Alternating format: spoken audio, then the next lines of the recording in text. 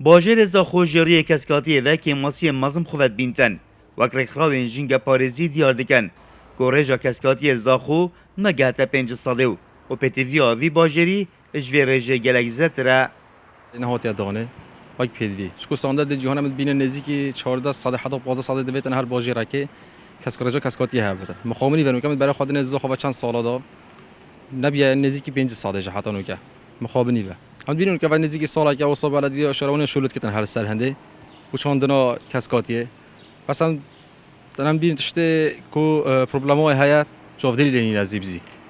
کارش تا که هبت مثلا که رابه بچینه دار بتن چه تشته هبت گهدان نبتن جوابداری نبتن دی پیش بتن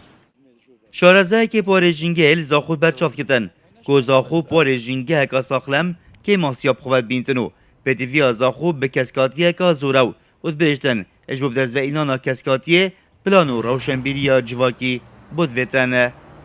اف جنگه جزء حياة مروفي يعني نه جزء يعني جنگه جيان مروفي نافبت مستحيل بشيء فرق ما بين الجيان وجنگه بكي بجانب ام لازم خورشين بير بكي ناحية جنگه بك يا دويجيك وقتی ام باجرة تصميم بكي انجي اف محلدني بتصميم كي لازم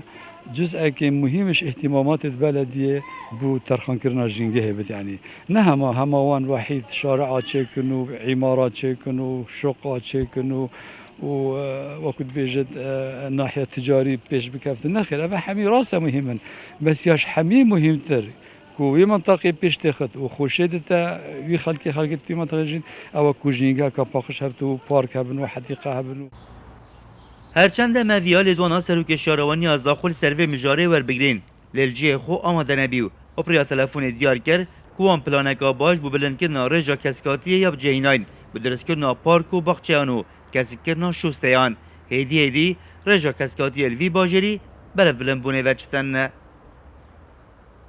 li dîv gotinên rêkxiravên jîngeparêzî rêja keskatiyê li zaxo di navbera 4 bû 5 sadê ew heta digehîte rêja standard زەتری 10 سادێ بۆ دوێتن هەتا کو کەسکاتی li bajarî diyar kitin û jîngeheka saxlem peyda bibitin. Rahat Omar, Kursat News, Zaxo.